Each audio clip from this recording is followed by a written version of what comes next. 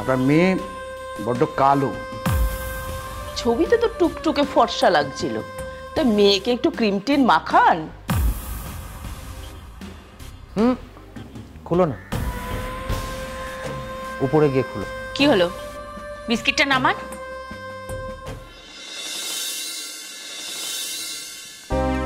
ছাড়ো না মা, কেন করছো এসব? আমার আর ভালো লাগছে না। কি রে, তুই কেন এরকম করছিস বলতো? আর কতদিন আমাকে এরকম লোকের সামনে সেজে গুজে বসতে হবে? আজ প্রায় 2 বছর ধরে প্রতি মাসে অন্তত 3 জন করে আমাকে দেখতে আসছে, আর আমাকে সেজে গুজে তাদের সামনে বসতে হচ্ছে। নিজেকে বাজারের পণ্য মনে হয়। চুপ চুপ চুপ, শুনতে পাবে তো। আমি ক্লান্ত মা। প্রত্যেকে যখন বাড়ি ফিরে তাদের ছেলের সাথে আমাকে বিয়ে দিতে চায় না শুধুমাত্র আমার গায়ের রং কালো বলে, তখন অপমানের লজ্জায় আমি মাটির সাথে মিশে যাই মা। দেখ মা, মেয়ে হয়ে জন্মেছিস, এটুকু তো সহ্য করতেই হবে। আজ 10 বছর হয়ে গেল মাথার উপর তোর বাবা নেই। কত কষ্ট করে যে তোকে আমি পড়াশোনা শিখিয়েছি সেটা আমিই জানি। এরকম করিস না মা, চল এখন চল।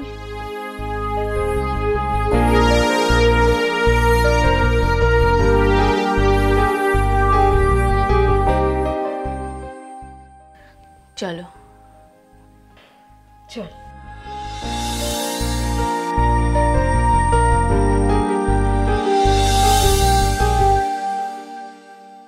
তোমার নাম? পূজা। আমার নাম সুমন। বাহ, ভারী সুন্দর নাম তোমার। খাও না বাবা, খাও। সত্যি বলতে কি, খুব লক্ষ্মীমন্ত মেয়ে আমার।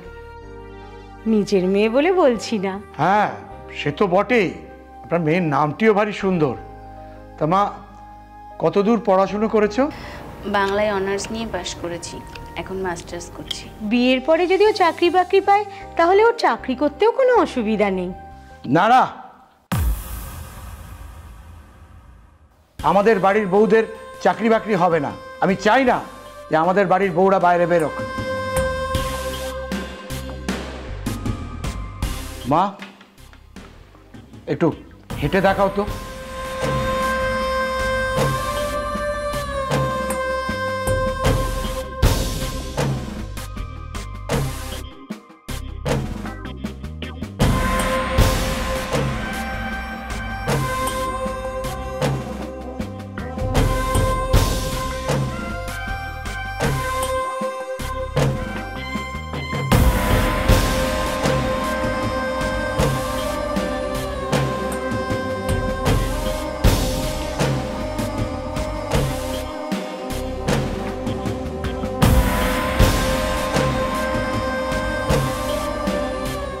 বলছি, তোমার নাম ঠিকানাটা একটু কাগজে লিখে দাও তো।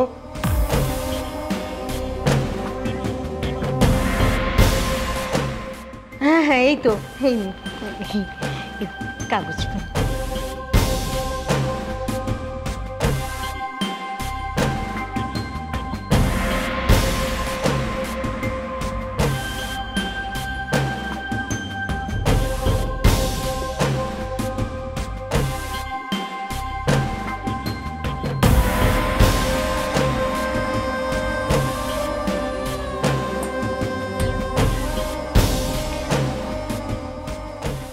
দেখুন সুমনা দেবী, আমার 2 ছেলে। বড় ছেলের বিয়ে দিয়েছি, এখন ছোট ছেলের হলেই হলো। হ্যাঁ দাদা, তা তো অবশ্যই। আপনার ছেলেটা কিন্তু ভারী সুন্দর, আর আমার তো এই একটি মেয়ে। দাদা, আসলে কি জানেন, আমার তো বয়স হয়েছে। আমি আর কদিন আছি বলুন তো? তারপর তো আপনার ছেলেই সব কিছু দেখাশোনা করবে, আমার এই বাড়ি ঘর সব কিছু।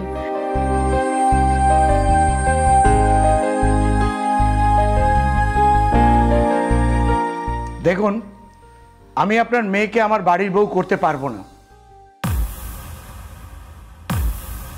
কিছু মনে করবেন না, আপনার মেয়ে বড্ড কালো।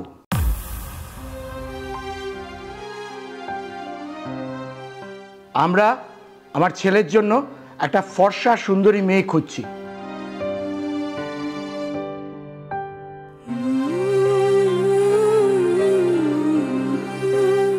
এখন আসি, এই চলো। না না, শুনুন শুনুন,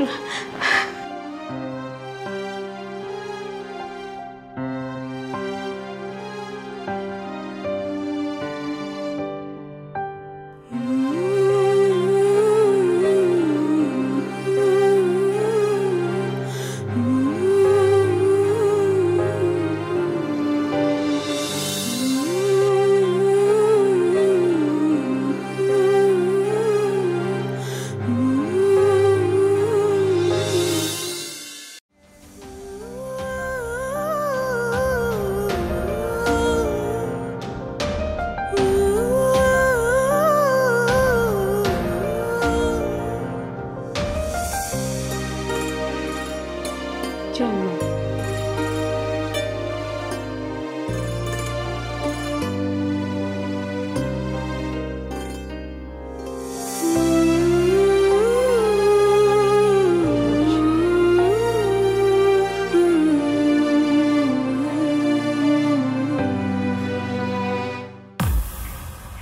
নিন না, অল্প কিছুই আয়োজন করতে পেরেছি। হঠাৎ করে এসেছেন তো। হঠাৎ এলাম বলেই তো আসল চেহারাটা দেখতে পেলাম। কিছু মনে করবেন না দিদি, আপনার মেয়ে বড্ড কালো। ছবিতে তো টুকটুকে ফর্সা লাগছিল, তাই মেয়েকে একটু ক্রিম টিন মাখান।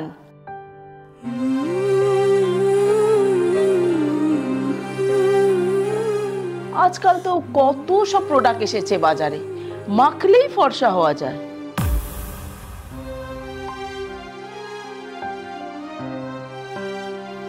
বলি একটা কথা বলি শুনুন, মেয়ের এই চেহারা থাকলে তো বিয়েই দিতে পারবেন না। দাঁড়ান,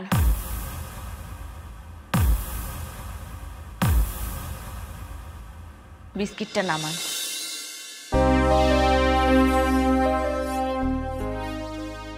দাঁড়াও মা, আজকে আমাকে বলতে দাও, অনেক সহ্য করেছি। কি হলো, বিস্কিটটা নামান। এবার শুনুন, আমি ক্লাসে কোনোদিন সেকেন্ড হইনি। মাধ্যমিকে 80%, উচ্চ মাধ্যমিকে 75% নিয়ে পাশ করেছি। গ্র্যাজুয়েশনে বাংলায় অনার্স করে ফার্স্ট ক্লাস পেয়ে এমএ করছি। জীবনে অনেক বড় কিছু করব। এই যে আপনার ছেলে সাধারণ একটা এন্টারপ্রাইজ চালায়, আমাকে বিয়ে করার যোগ্যতা নেই। হ্যাঁ, আমার গায়ের রং কালো। আপনাদের মতো মানসিকতার মানুষকে আমি ঘৃণা করি, যারা গায়ের রং দিয়ে মানুষকে বিচার করে। প্রত্যেকটা মানুষের বিচার তার কোয়ালিটি দিয়ে হয়, গায়ের রং দিয়ে নয়। আরে যখনই কেউ আসছে একটু হেঁটে দেখাও, চলে দেখাও, লিখে দেখাও। আরে আমি কি বাজারের পণ্য নাকি? আমার মা আমাকে কখনো ফর্সা হওয়ার ক্রিম মাখায়নি, আর মাখাবেও না, কারণ আমি আমার গায়ের রং নিয়ে খুশি। সমস্যা আমার গায়ের রঙে নয়, সমস্যা আপনার মনে।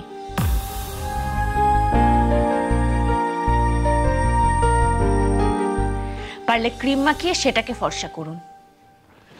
আসুন।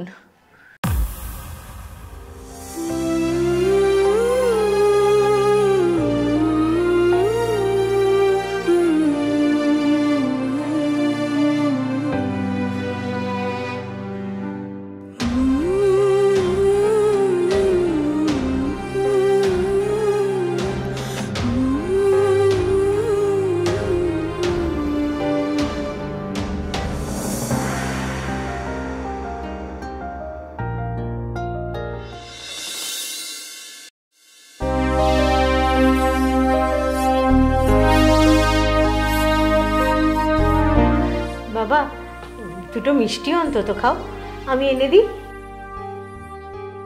না না মাসিমা, আপনার মেয়ের সাথে আগে আলাপ পরিচয়টা সারি, তারপর তো। আপনি তো জানেন যে আমার পরিবারে আমি ছাড়া আর কেউ নেই, তাই আমি একাই কথা বলতে এসেছি। আপনার মেয়ের সাথে তো আমার আলাপই হয়নি। নমস্কার, আমি স্বর্ণজিৎ। আমি পূজা। মাসিমা, আপনার বা আপনার মেয়ের যদি কোনো অসুবিধা না থাকে তাহলে আমি আপনার মেয়ের সাথে একটু আলাদা করে কথা বলতে পারি?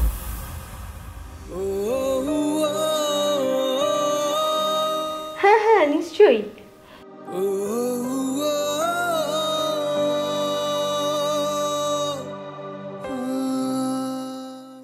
পূজা, আসুন।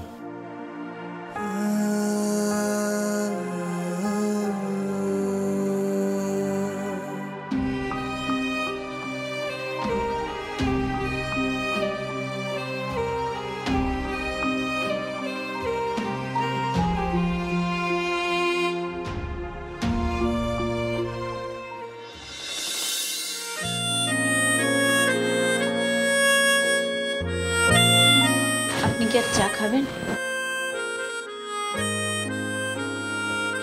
না।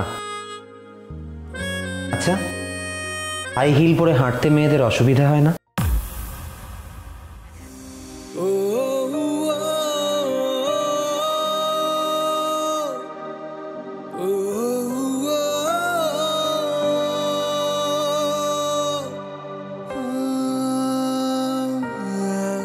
আমার আপনার কাছে কোনো প্রশ্ন নেই। আপনার প্রশ্ন থাকলে আপনি করতে পারেন। সবারই তো প্রশ্ন থাকে, কারোর সেলাই নিয়ে, রান্না নিয়ে, পড়াশোনা নিয়ে, কেউ কেউ তো ব্যক্তিগত প্রশ্নও করে। আপনার কোনো প্রশ্ন নেই? আসলে এই পৃথিবীতে কেউই পারফেক্ট হয় না, প্রত্যেকের কিছু না কিছু খামতি থাকে। আমারও আছে, আপনারও আছে। সেগুলো মেনে নিয়ে এগিয়ে যাওয়াটাই জীবন। আর বাকি থাকলো রান্না বান্না, সংসারের কাজ, সেগুলো তো সংসার করতে করতেই শিখে যাবেন। আমিও কিন্তু অল্প বিস্তর রান্না করতে পারি। আর একটা কথা, আপনাকে যখন আমি প্রথম দেখলাম তখন আমি মুগ্ধ হয়ে আপনার দিকে তাকিয়েছিলাম। আপনার চোখ দুটো বড্ড সুন্দর। আপনার কোনো প্রশ্ন নেই?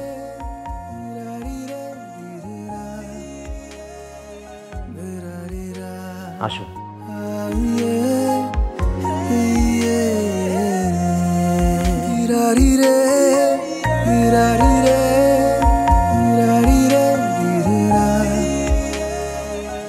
উনি আমাকে কোনো প্রশ্নই করলেন না। আমাদের বিয়ে ঠিক হলো, কিন্তু বিয়ের দুদিন আগেই হঠাৎ উনি আমাকে ফোন করে বাড়ির নিচে ডাকলেন। হ্যালো। হ্যালো। কি করছো? 2 মিনিটের জন্য একটু বাড়ির নিচে আসতে পারবে? আমি দাঁড়িয়ে আছি। হুম।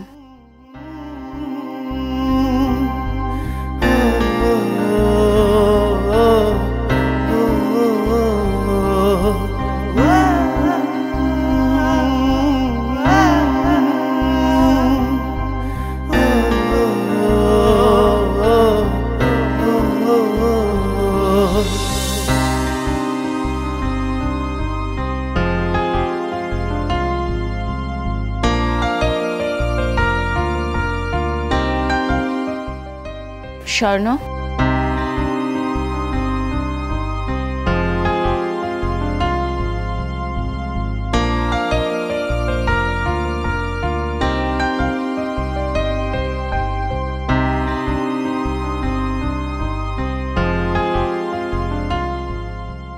হঠাৎ ডেকে পাঠালে? তোমার জন্য একটা উপহার আছে। উপহার?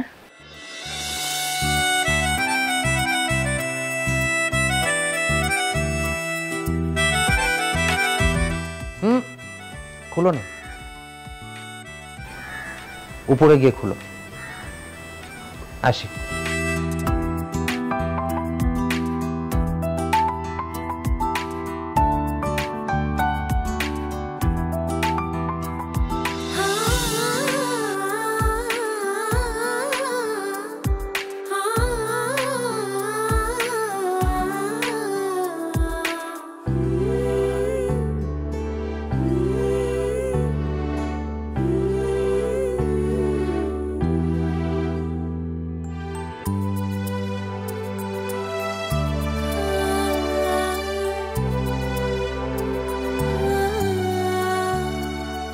আমি চাই আমার বউ আমার পাশে আনন্দ নিয়ে হাঁটুক, কষ্ট নিয়ে নয়।